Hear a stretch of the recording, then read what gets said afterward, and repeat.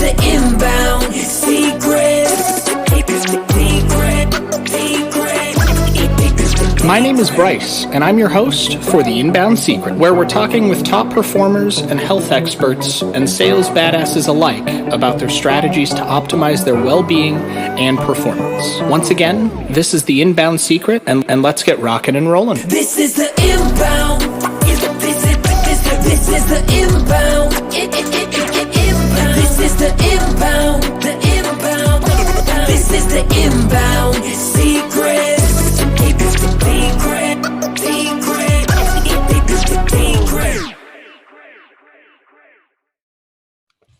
What is going on, guys? It is your host, Bryce, with The Inbound Secret again. I have a very special guest today, Justine Mader, who is, you're in Austin or around Austin? Where are you? You're south of me. Where am I? Well, actually, I am probably parallel with you, but across the country. I'm in Minnesota. So Minnesota. I'm in central Minnesota, kind of in the heart of the state. And I grew up a small town girl, married and have my own son and have my second one on the way. But Minnesota is where I call home. Wouldn't leave it. I know I'm crazy. The seasons are all dumb, but I love the extreme intensity that we get to experience all 4 seasons. So yes, I'm staying here, and call me crazy, but I love it. So yes. Hey, we get like 8 seasons here in Idaho. We've got that's true. We've got like the normal 4, and then like fake summer, and then fake winter, and then like winter 2 that happens in April for some fucking reason. Oh man. So I get it. But I love it here. So without further ado, to let everybody listening know, Justine is not only a badass mom from Minnesota, but she's also the COO for Trey. She's helped consult with a ton of stuff that we do here at Funnel Driven.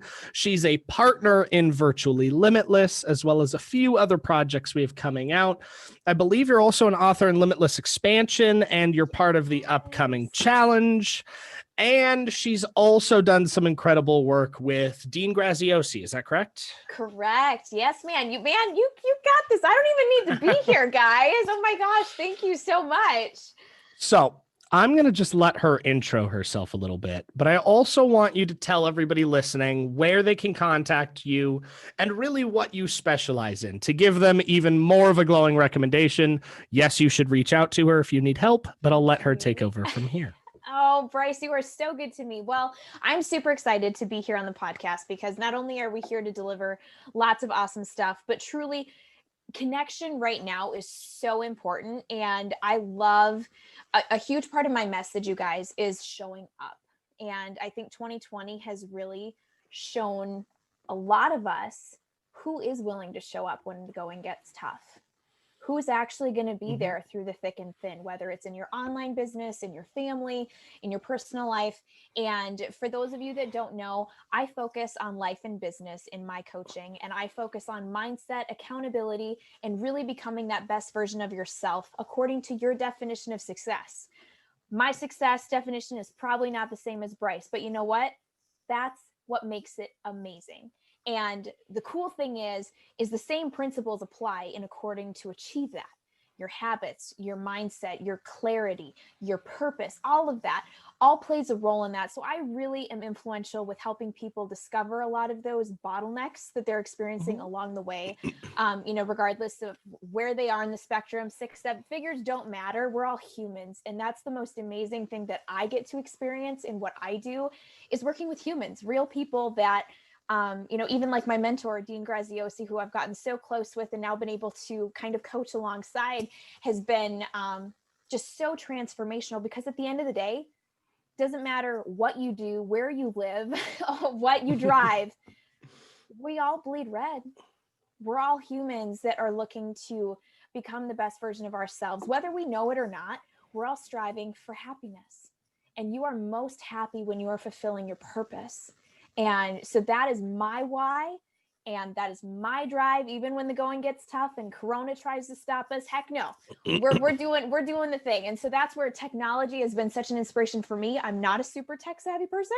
So 2020 has been a huge kind of out of the comfort zone step for me, where it's like, okay, I need a microphone. I think I've got my lighting kind of, sort of. So I'm still super growing and digging deeper in all those areas. But the thing is, showing up regardless and giving it what you've got, because that's enough. And for people to feel that they're enough right now is so important, because the world is saying otherwise. So that's a huge part of my message. I love it. I love it. And I think it segues really well. I was just talking about this on the episode right before you. We had Richard and Jeff on. Oh, yes. With elite, what is it? Elite mentorship, elite mentors, elite. I think it's elite mentors. I think it's elite mentors. I'm sorry, Richard. Forgive Jeff. us, guys. We know who we're talking about. Wait, you know, listeners, Yes. you just listened. But we were just talking about this. And the question that came up was, we had a brief conversation. I want to ask you the same thing. What do you think separates the successful people, whatever definition of success they have? In most cases, a lot of the listeners are talking monetary success, but it's important to note that it could be different things. It could be spiritual, emotional, physical, metaphysical, it could be anything.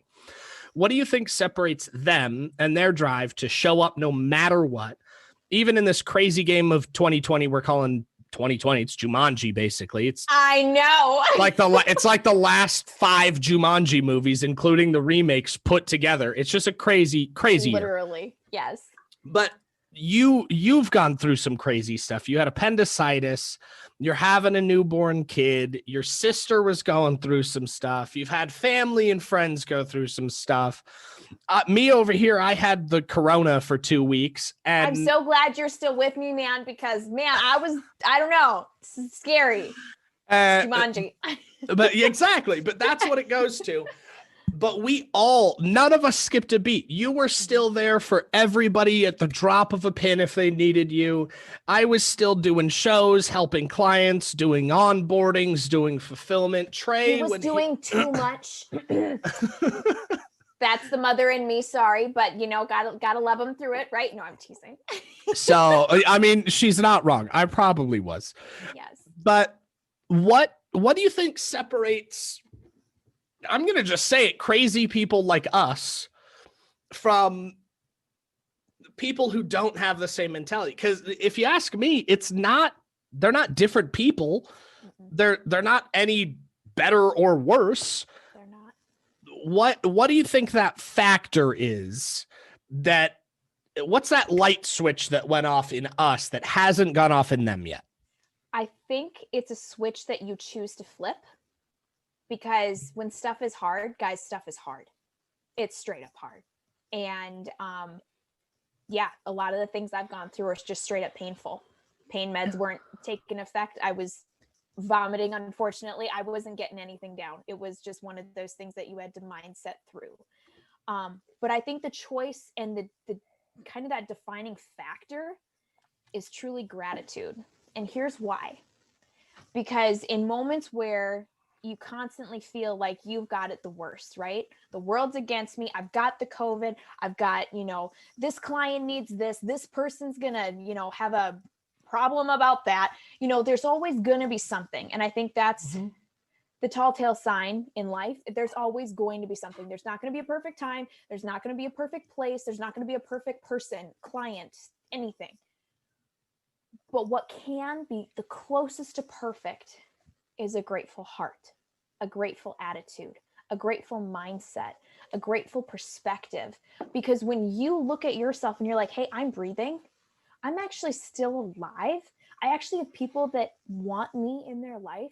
I have a family that loves me, that is cheering me on, is praying their heart out for me to get better so I can be back with them. Like, that changes the whole perspective. And I'll be honest, I've had 2 escapades this year alone, February, and now the past 2 weeks. I was at death's door. I had a fever of 109.3 in February. I shouldn't be here. Yeah. And I think what drives these people with grateful hearts is the fact that they are so driven to give what they have and not take it to the grave. Because guys, we don't know. Corona has proved, life in general proves that no day is ever promised.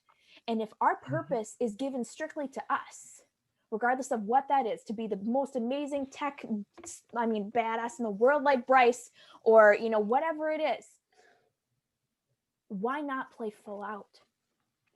Why not? Yeah. Why not show up and actually change someone's life before you go? And the scary thing is twice now, I've had that moment where it was like, I'm not done. God, I'm not done. And I am a believer for those that aren't, however that works for you. But just to be truly honest with you, I never thought I was going to go, but the thought of I'm not done yet hit me hardest. And so that's, for me, that's where it's just like, who can I serve today? Who can I help today? And it's not about, yes, monetization, it's business. Absolutely do not. That's a whole nother podcast about what you're worth and all that kind of great stuff. But at the same time, it's so much more because there's not a price tag on what you can do in someone's life.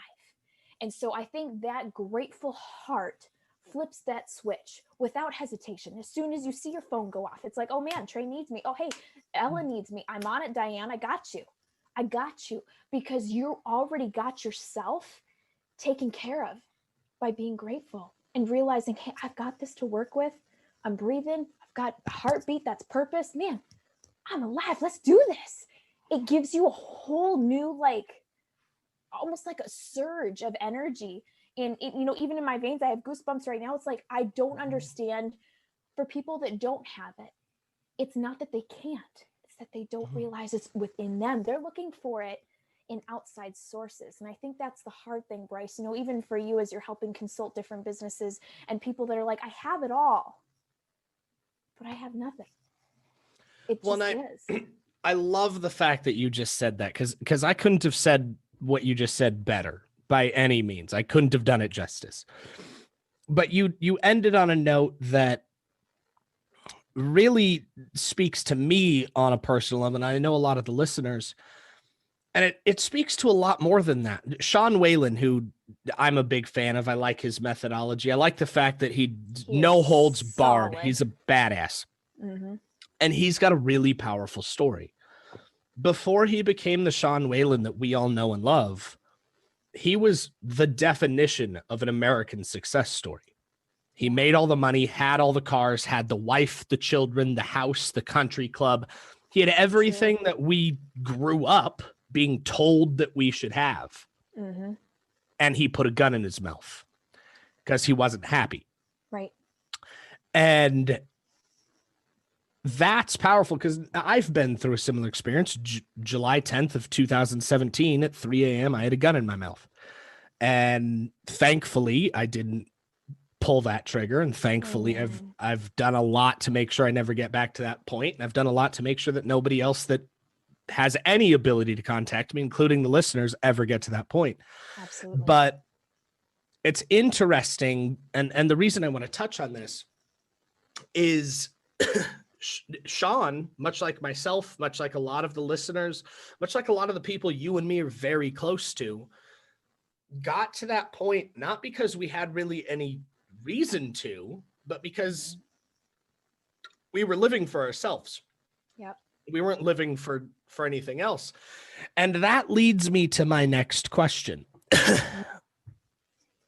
For me, it took me a long time to figure out who I was and what my why was.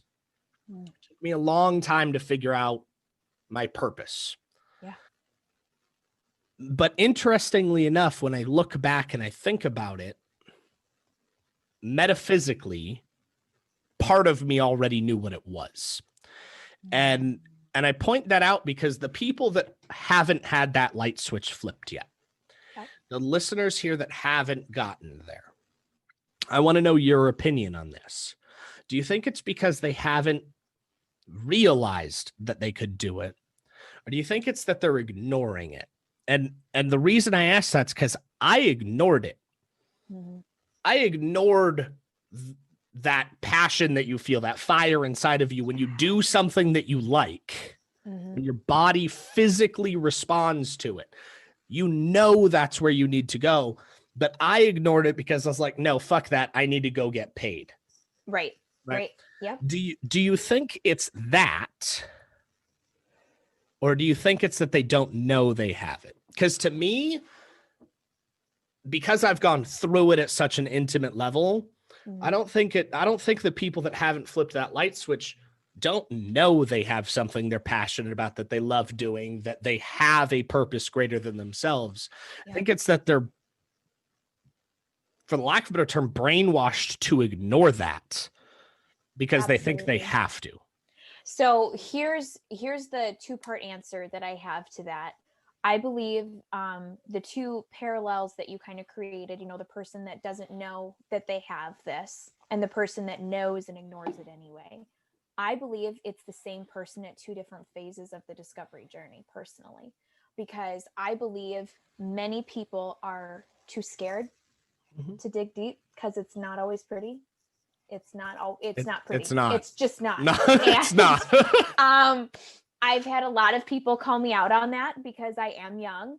But as I've just honestly shared with you guys, age is just a number. It doesn't matter who you are. You can have an old soul and have been, brought into different Red phases. Foreman's my spirit animal.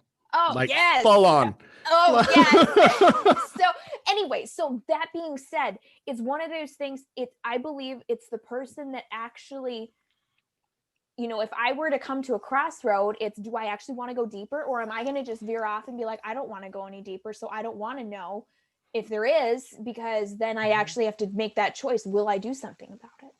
And I think that it all is grounded in fear of the unknown and the fear that maybe you were meant to be the next, Dean Graziosi, the next, big influence, Les Brown, all these other, Tony Robbins is considered, pretty much a titan god in the world. I mean, he invented our industry. Yes. And so it's one of those things where people, I believe, when they see these colossal giants, they forget they're humans.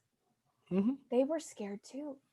And so for me, I think that relates to just the core of the human soul, where they choose to either not address it and not look deeper, or they're like, okay, maybe I'll kind of check it out. And then it gets to that phase two, where it's like, I do have this purpose. I do have this drive. And oh my gosh, that was life-changing what I felt, but that was scary as hell.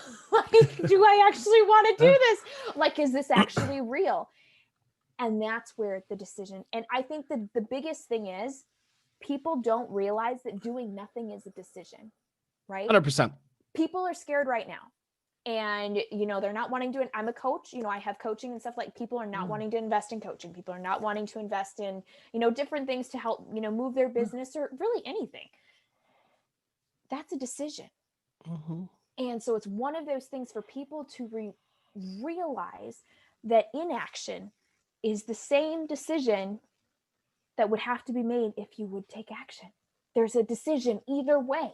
And so when they're coming to that crossroad, do you have a purpose? Should you actually pursue it? There's decisions being made left and right, and they don't realize it. So to open your eyes, for those listening, guys, whatever level you're at, you are making decisions and you have to stand by them. You make your bed, you sleep in it. That's what it is. So when people come to me, this is where a lot of the mindset blocks get a little interesting, because it's like, no, you made that decision. Your dad didn't make that decision. You made that decision. Right. And so it's one of those things where 2020, I think, has really reset a lot of people to be like, oh, I guess getting paid isn't consistent necessarily. I guess my job in industry isn't. That's now it's a decision. The decision is in your hands. What are you going to do? I love that you brought the personal responsibility here, because this, Trey knows this. A lot of the listeners don't know this, but just the beginning of this year, I got requested to leave one of my first really impactful coaches programs. It ended up, the relationship ended up degrading. And this is a gentleman that I attest to really about 50% of the reason I'm still alive. And it was terribly heartbreaking. Yeah. But it was interesting at the same time. I bet it was hugely transformational. Yeah. It was, but not in the way that you might think. I'm still hurt by it, but I don't fault him for it.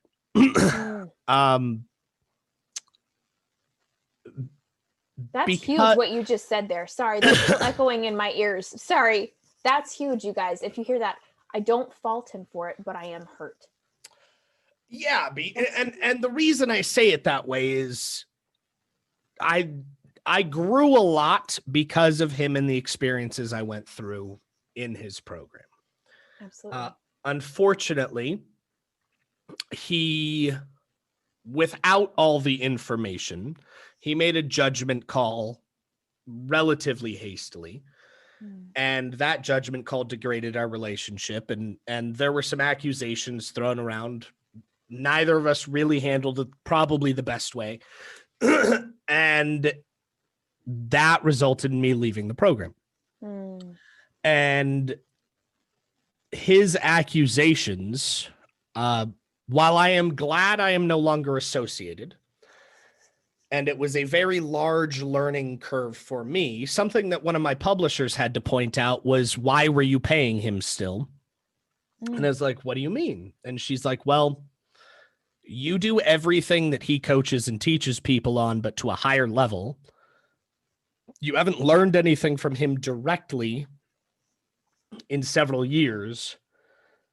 Really, you were just there for the friendships and the network. Yep. And I was like, yeah, basically. And she was like, so why were you still paying him? And that was a weird realization for me, because I had put myself in a situation, because he was the first coach that I signed up for the day after I pulled that gun out of my mouth. He was the second person I had a conversation with to get my mind straight. Yeah. Right. His program did a lot for me at that stage in my life, but I never disconnected that stage of my life to where I was now. Yeah. And for a while I was spiteful. I felt wronged. I felt there was a hasty decision. There was some slander that was thrown around. I felt wronged. As I'm sure he did. But I don't fault him, because he didn't do anything I wouldn't have done. To him, he was protecting his community. To him, he felt that I was a detriment to his community. Because of, he didn't have all the facts. He didn't have all the information. And for those of you listening, and for you too, Justine, one of the accusations that was thrown around was, what was the term that was used? Non-ethical business practices. And that's a big one for me. Ouch. And the reason that was thrown around is because there were a couple people that, quote unquote, supposedly had a complaint about no results within the first 30 or 60 days of working with my firm. Okay. And to clarify on that, for these particular clients, we did marketing and advertising services. Our job was not to sell a product nor a service. Our job was solely to connect an opportunity, of which they got results. I could verify that with literal documents, but they didn't necessarily make a positive ROI yet. That resulted into a discussion of validity and a discussion of, well, where do you constitute a result, right? And while I know I'm in the right, I know what we got hired for, I know we over-delivered, I don't discredit him for that, because to him, there were a couple discussions where he didn't want to hear our side of it. He didn't even want to see the evidence. But to me, he didn't even back up the accusations. The people that he claimed made a statement of that made the exact opposite statement directly to us. So I don't really know where the truth lies. It's probably somewhere in the middle. But I think it's important to realize that and talk about it, because that's a moment where something that was deeply hurtful to me pushed me to make sure that that wouldn't happen to somebody else. Absolutely. And pushed me to add in fail safes into the company. And one of those fail safes, as you know, I flew Trey up here so we could rewrite every SOP that this company's ever had and write ones we've never had. Mm-hmm. Another fail safe was we developed a joint venture with an Australian company for a call center. That way, if a client cannot convert the leads on their own, we can do it on their behalf. Absolutely. So the reason I bring this up isn't just to tell a story of some vulnerability I've had and some action that was a necessity, but it's to point out, and I want your honest opinion and your take on it, maybe a little advice for those listening, something that seems like a disaster, because that was a disaster, Yes. right? Yes. Led to something that I didn't think I was ready for. Mm-hmm. I didn't think I was prepared for. Right. And since then, we've been able to make the syndicate, publish a couple books, help more people than I've ever thought possible, because It's action was taken on something. Yes. So absolutely. Those listening, what would you say to them on one door closing, another one may open, and you may not know it? Mm-hmm. What would you say is something that will help people listening that have been slapped around by 2020? Yeah.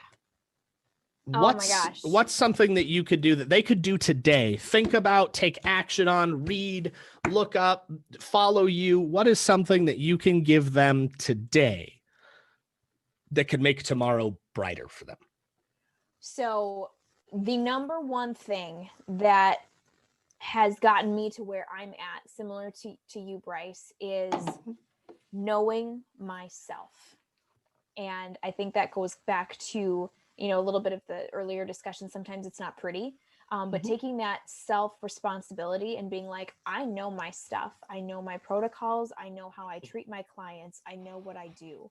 And knowing so well that you're willing to take that bet on yourself again, even if you were scarred, even if you were slandered, even if you were misrepresented for some reason or another. So funny story, I've actually, I moderate for a lot of deans communities. I was kicked out and blocked out of the communities because one of the administrations didn't realize that I had two separate work emails with the company. They thought I was a fraud and that I was coming in to cause havoc. And I was like, what the heck? I've been here for almost a year. Like, I'm total, like, what happened? And I didn't get answers. I wasn't talked to, but I knew myself and I knew that I was here to serve. I knew that. So I was like, I don't know what maybe slanders or things were going on behind the scenes. And here it was a simple mistake, but it looked on the outside. It looked like all the walls, China wall went up. Justine is out of the house. So of course I assumed the worst, and you have your little demons in your head being like, what the heck went wrong? Like, I didn't do this. What if they, anyways, the one thing that brought me back to peace and brought me to come forward again and to address, the people that I was working with was, hey, I don't know what happened, but this is what I do know. This is who I am. And I would love to sort this out because I'm still here to serve. And so in this case, it was me going back through the door that was unaccidentally locked and closed in front of me. But the scenario could be something as small as a little mistake or something as colossal as something you faced where it's like, oh my gosh, what the heck happened?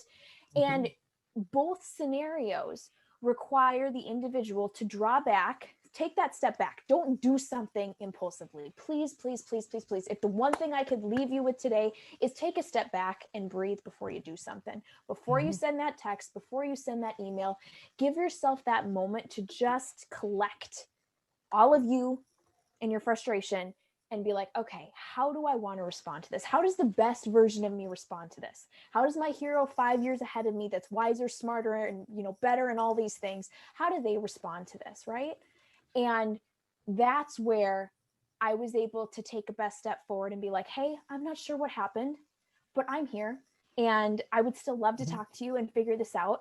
I've had a couple of client scenarios where they're like, well, this isn't exactly what I expected. And I'm like, well, you signed the contract that said, I know what I'm accepting.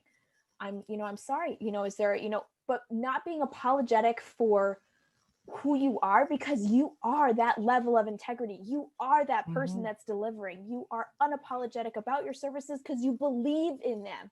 And that's where I think that sets you apart. If you don't believe in your services, if you are not delivering what you say, then you are in exactly the hole you belong.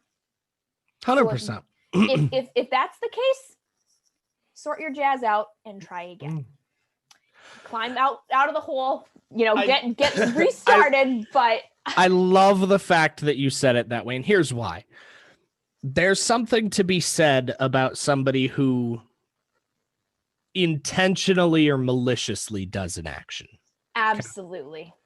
And they have in my situation, I know me. Yes. I know my company. I know our products. I know our services.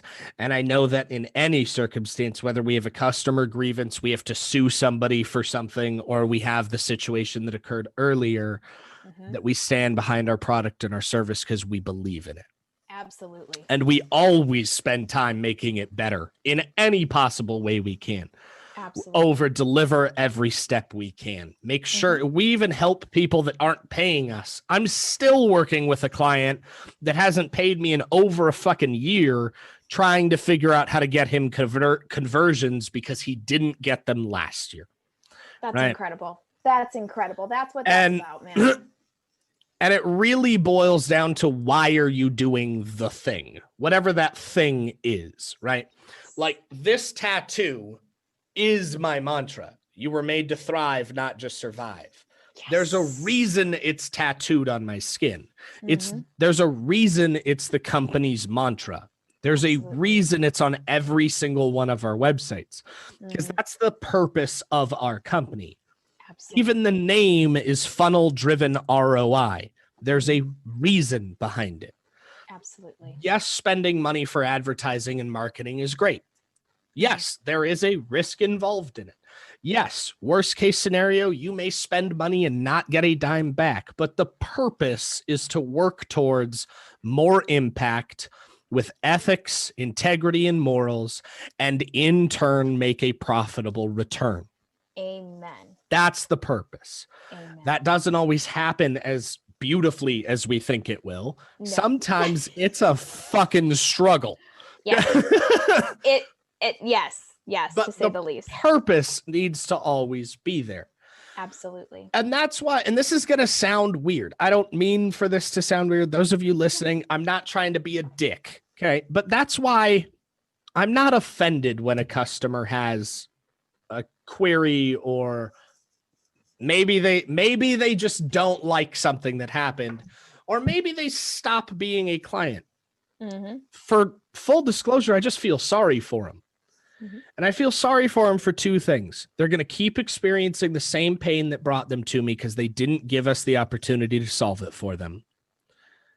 And they're not going to get to experience the resolution to that because they didn't stick around long enough for them to have that aha moment. You just dropped bombs. I hope you guys were listening, because that was big.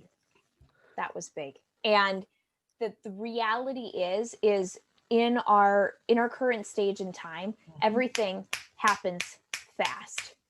But what people forget is that the best things are hard and take stinking time. Nothing worth doing happens easy. It doesn't happen overnight. And the number one thing that usually needs work is ourselves.